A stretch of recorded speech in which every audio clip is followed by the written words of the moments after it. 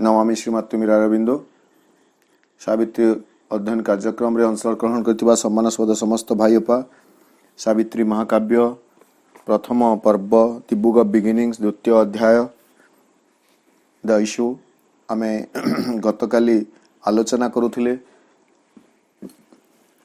ता पूर्व अधिवेशन कथारू आमे ये करथिले जे आमे जोटा कहथिले prayer a master act a king idea सेटा से जो प्रार्थना महत् चिंता महत् कर्म से कौन करे मनुष्यर शक्ति को परात्पर शक्ति सहित जोड़ी दिए तापरे विस्मयकर घटना एक स्वाभाविक क्रिया परिणत हो जाए एक निसंग बा विशुद्ध चेतना ताहा शक्तिशाली हो जाए एवं सबकि संभव हो जाए से भली गोटे प्रसंग थिला तापरे जोटा प्रभु आलोचना करथिले किंतु वर्तमान से अवस्था आसी नहीं वर्तमान सबकि यांत्रिक उपाय सते जेमिति परिचालित होउछि प्रकृति यंत्रवत घुरुछि एवं से यंत्रवत घूर्णन प्रक्रिया रे सबकि घटना सते जेमिति परिचालित होउछि यंत्रवत परिचालित होउछि एवं मनुष्यर गुड़े जो स्वाधीन इच्छा रही स्वाधीन संकल्प रही स्वाधीन चेतना रही ताकू से यांत्रिक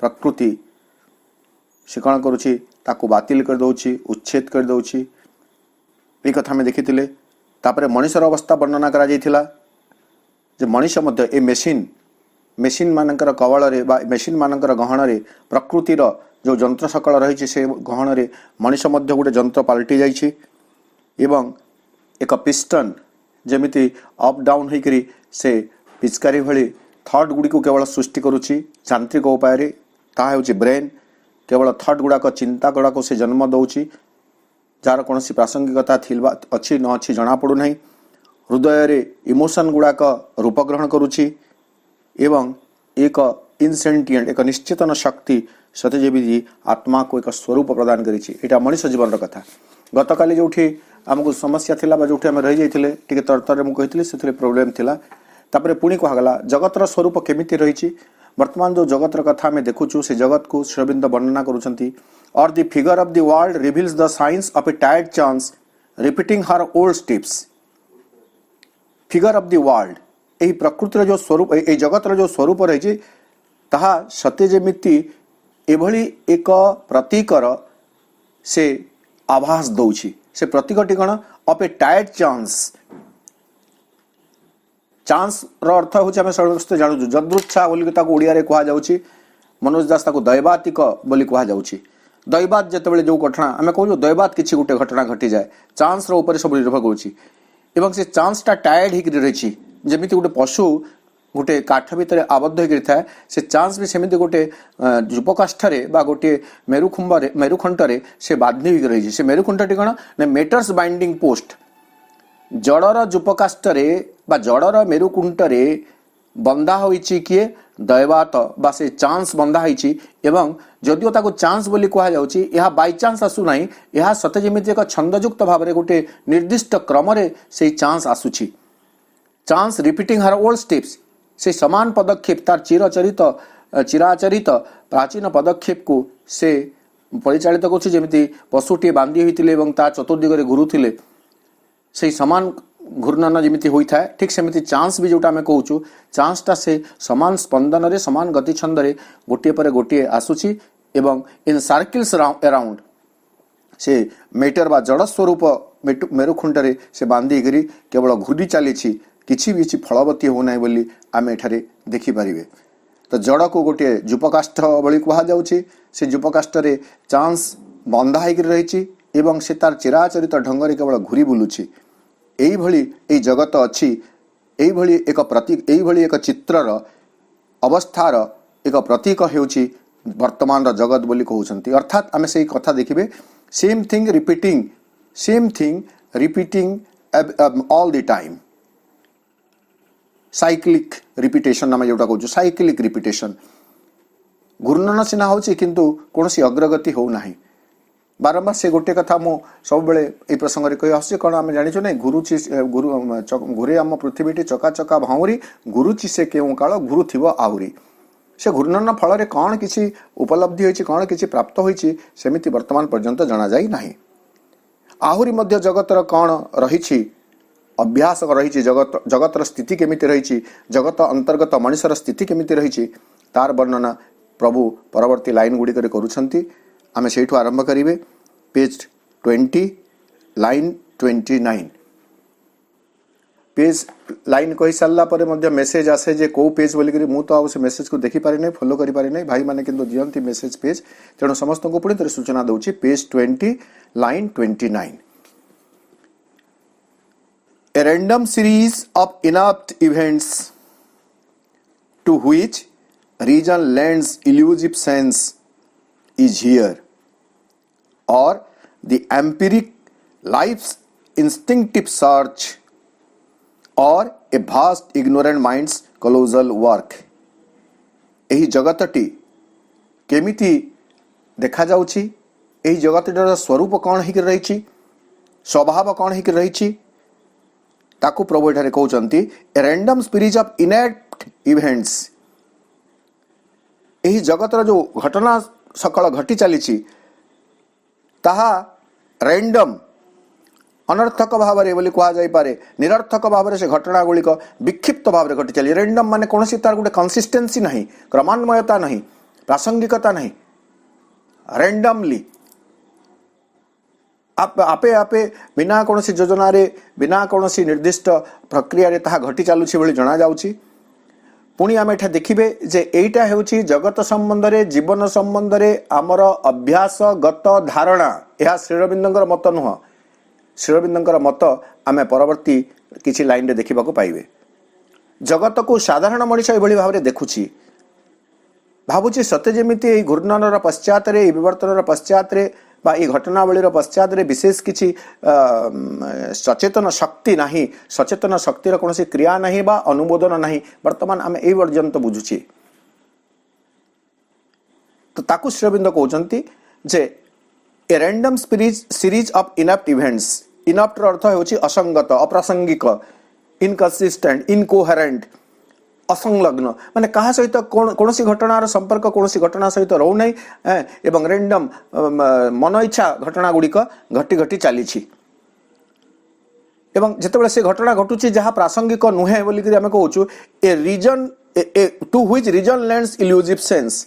से ही घटना गुड़िक जहाँ इनेप्ट, जहाँ असंगत, असंलग्न, से ही घटना गुड़िक आमर जो गोटे जुक्तिवादी जो मन रही रीजन, से रीजन बा से बुद्धि कण करुछि ताको गोटे भ्रमात्मक अर्थ प्रदान करुछि। निजे बुझापी और अन्य को बुझाइबा से गोटे अर्थ प्रदान कर दउछि, जो अर्थ होछि एक भ्रमात्मक अर्थ बा एक प्रमादपूर्ण अर्थ।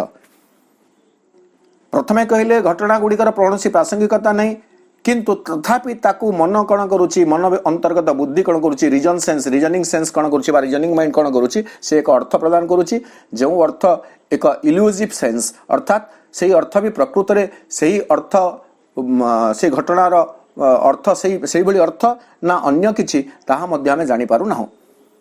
किंतु तथापि आमर जुक्ति बुद्धि अंतर्गत मन कण करे से घटनावली को गोटे गोटे अर्थ प्रदान करबा पई चेष्टा करे, से भली जगत रही और किंबा घटना गुड़िक आउ केमिति घटुछि, से घटना गुड़िक सहित कहार संपृक्ति रही नहीं, और the empiric life's instinctive search, life's instinctive search, प्राण सत्तार प्रवृत्ति अंतर्गत अनुसंधान जहा एम्पिरिक बा एम्पिरिकल तार अर्थ होची अनुभूति लब्ध ताको आमे कहिबे टेस्टिंग ऑन और known only through testing trial और एक्सपीरियंस। कौन सी गोटे कथा को जितेबाला टेस्ट करी परीक्षा करी ट्रायल करी अभिज्ञता करी आमे जितेबाला जानू ठीक सेमिति गोटे कथा। तो जगतर घटनावली को किए परिचालित करुच्ची, सेमिति सिद्धांतमूलक किसी घटना रही, सिद्धांतमूलक किसी तत्व रही, जो सिद्धांत कहा द्वारा प्राप्त होची, कहा द्वारा से सिद्धांत प्रतिष्ठित होची नहीं, लाइफ्स इंस्टिंक्टिव सर्च। आमर जो प्राण प्रवृत्ति रही, प्राणिक प्रवृत्ति रही, से प्राणिक प्रवृत्तिर अनुसंधान यही जगतर घटनावली सबको संगठित करी चली भाव में एठारे वर्णना करा जाउछि।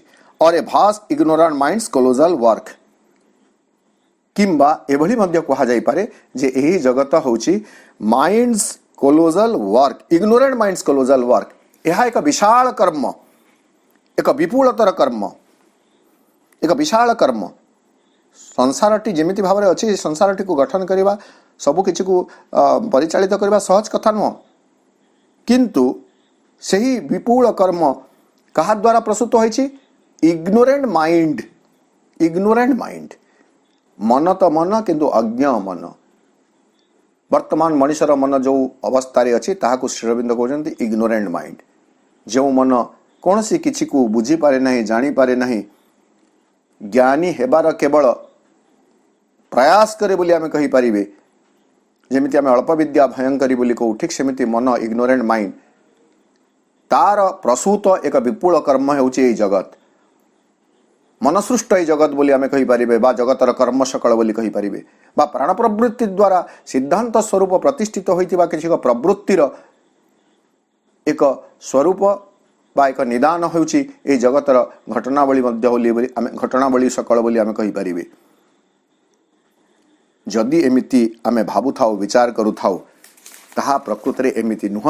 वर्तमान श्री अरविंद आसुछंती जेतेबेल पर्यंत मनीष जड़ प्रकृति सहित जड़ चेतना युक्त होई जड़वत एक जीवन बंचुथिला, ताहा बंचुथिला, किंतु एहा मनीष जीवनर जगतर इति कथा नुह, शेष कथा नुह, एवं प्रकृत रे एहा असंलग्न अप्रासंगिक भित्तिहीन अवांतर एक व्यापार नुह। वर्तमान जो कथा में देखिबे ताहा हेउछि श्री अरविंदंकर view regarding this world and the man अपन अर्थ। जगत एवं मनुष्य पृथ्वी पृष्ठरे आविर्भूत होइतबा मनुष्यर यथार्थ स्वरूप कौन ताकू परवर्ती लाइन गुड़िक श्री अरविंद वर्णना करछंती। But wisdom comes and vision grows within, then nature's instrument crowns himself her king. He feels his witnessing self and conscious power. His soul steps back and sees the light supreme. এই চারি ধাড়ি এবং তারপরে ଆଉ ଗୋଟେ ଧାଡ଼ି ଅଛି, ସେ ଧାଡ଼ି ବି ପଢ଼ି ଦଉଛି। এই ଧାଡ଼ି ହେଉଛି प्रकृतरे जीवन एवं जगतर असल तत्व, असल रहस्य। परवर्ती धाड़ी होची a godhead stands behind the brute machine. विवर्तनर एही क्रम परंपरा रे मनीष जे सबुदिन जड़वत एक जीवन बंचिब ताहा प्रकृतरे वास्तव नुह, ताहा प्रकृत एक सिद्धांत नुह। जड़ भली पशु सुलभ जीवनटीए बंचुवा मनुष्यर चेतना रे, मनुष्यर जीवन रे बा पृथ्वीर क्रम घूर्णनर परिणाम स्वरूप एभली गोटे मुहूर्त आसी जाए कौन? But wisdom comes. एटा मनुष्यर जीवन को कहउछि। मनुष्य सबुदिन अबोल करा होई रहिब नाही, बुद्धू होई रहिब नाही। मनुष्य सबुदिन एभली एक परिस्थितिर दास होई, प्रकृतिर दास होई तार जीवन को से बंचिब नाही। मनुष्य भीतर एक बृहत्तर संभावना रही कौन? विजडम। बट विजडम कम्स, प्रज्ञा आसी पहुंची जाए प्रकृतिर दास भावरे पशु सुलभ जड़वत एक जीवन बंचुथुवार मनुष्यर जीवन रे जंत्र ग्रहण रे जंत्रटीए पालटी जाइथिबा मनुष्यर जीवनर धारा रे, जीवन प्रवाह रे एभली एक समय आसे जेतेबेले प्रज्ञा ता निकट को आसी पहुंची जाए। विजडम, प्रज्ञा आसी जाए, wisdom comes. And when wisdom comes, एवं जेतेबेले प्रज्ञा आसी जाए, which is superior than knowledge, ज्ञान ठू टिके महत्तर जोटा सुपीरियर श्रेष्ठतर जोटा ताहा होची प्रज्ञा। जेतेबेले से प्रज्ञा पहुंची जाए मनुष्यर चेतना को, सेतेबेले कौन सबु घटना घटे ताकू वर्णना करुछंती Shri Aurobindo. And vision grows within, मनुष्यर अंत चेतना रे, अंत जीवन रे, अंत दृष्टि रे, अंत क्षेत्र रे एक दृष्टि उन्मोचित हो जाए, बा मनुष्य बाह्य घटना को बाह्य चक्षुरे जो देखुथिला एवं प्रवृत्तिर एक परिणाम बोली कहूथिला, अज्ञ मनर एक विशाल कर्म बोली विचार करुथिला, जगत को एक निरर्थक घूर्णन बोली विचार करुला वर्तमान से भली आ देखि परिबो नाही ता भीतर एक अंतर्दृष्टि खोली जाए विजन ग्रोज विद इन एक अंतर्दृष्टि खोली जाए अंतर्दृष्टि खोली गले कौन हुए the nature's instrument crowns himself for king पूर्वर आम आलोचना करिछु मनुष्य को प्रकृतिर गोटे दास प्रकृतिर गोटे बद्ध जीव भाव में वर्णना करा जाइछि किंतु श्रीअरविंद यहाँ स्वीकार करूना श्रीअरविंद कहते जो मनुष्य निकट को प्रज्ञा आसिक पहुंची जाऊँगी सेतेबेले प्रकृतिर से दास स्वरूपर मनुष्य बा जंत्र जो नेचर्स इंस्ट्रूमेंट से क्राउन्स हिमसेल्फ फॉर किंग वर्तमान प्रकृतिर से हो जाए अधीश्वर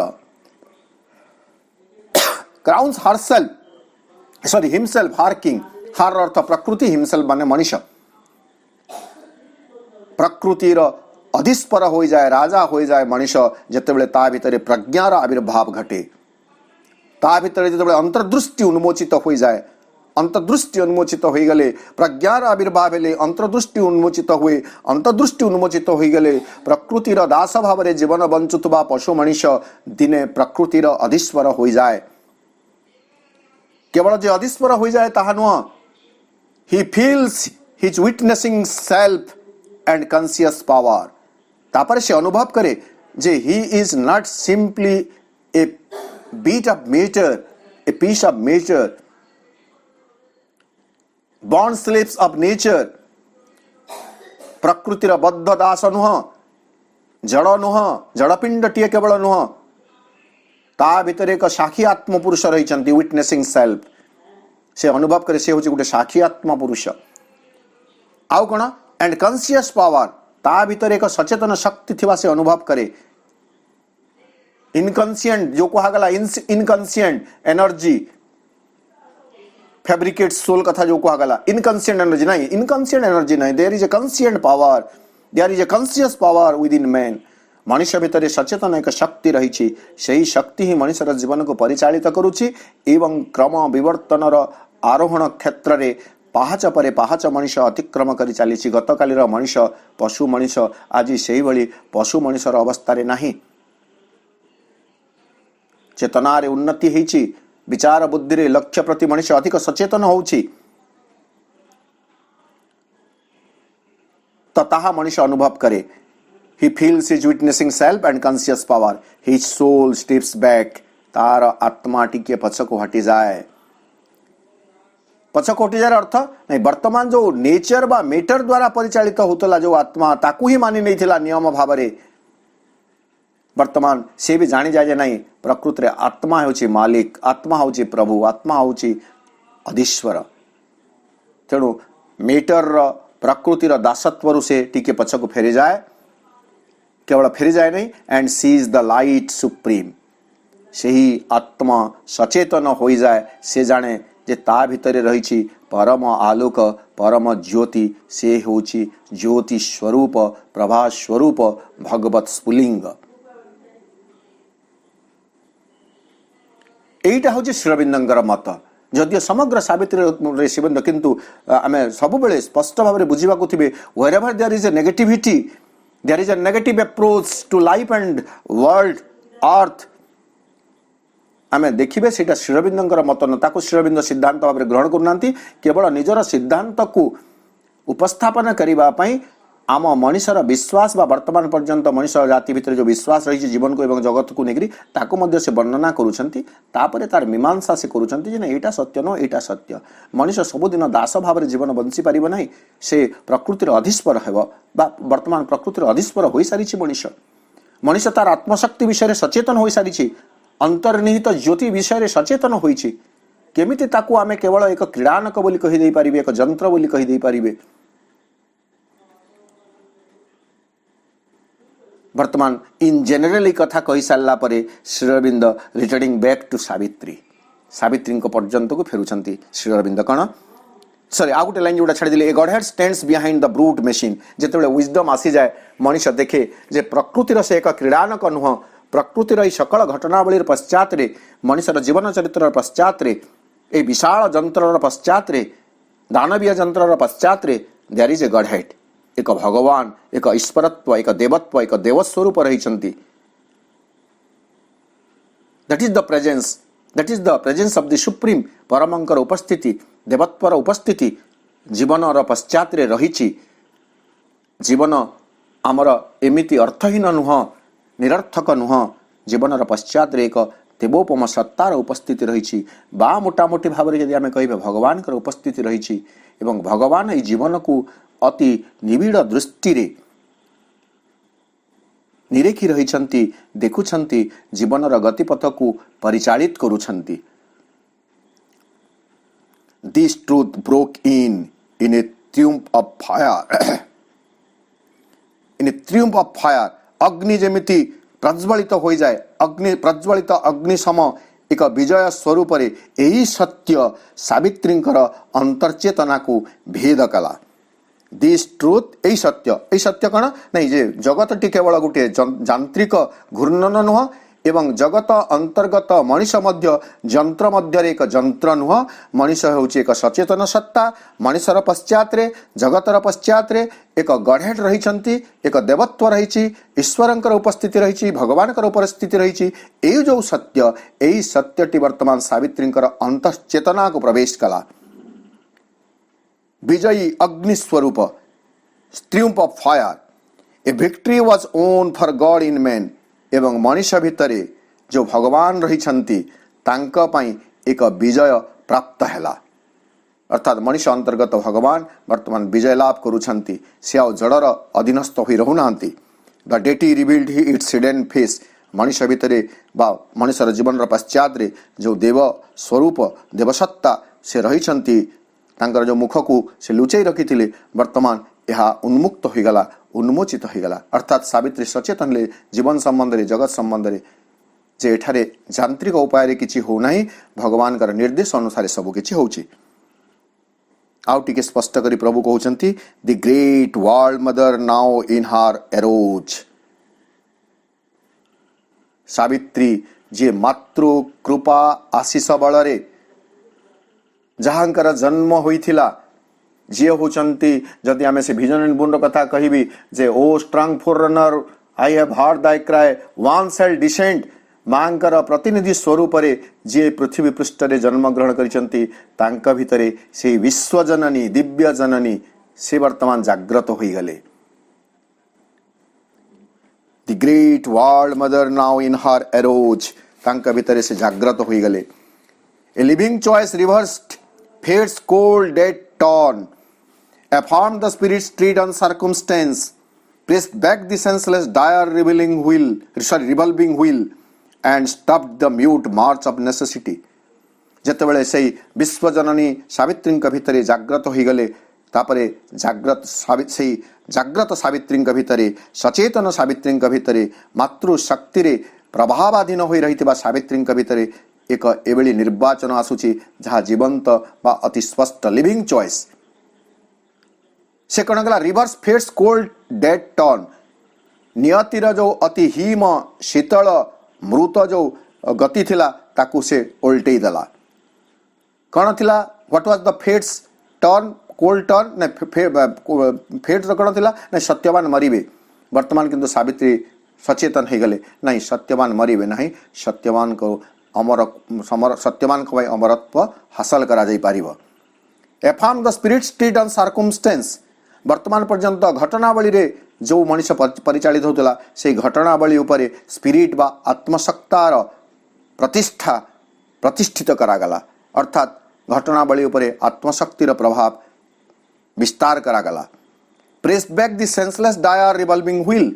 ए जो चक्र जहाँ घुरुला सेंसलेस भाव रे, निरर्थक भाव रे किसी अग्रगति करुनथला, ताकू से टिके प्रेस बैक टिके धक्का दे दउछंती, पछकू ठेली देले से ताकू नहीं आगो को एथर जीवार अछि। And stop the mute march of necessity.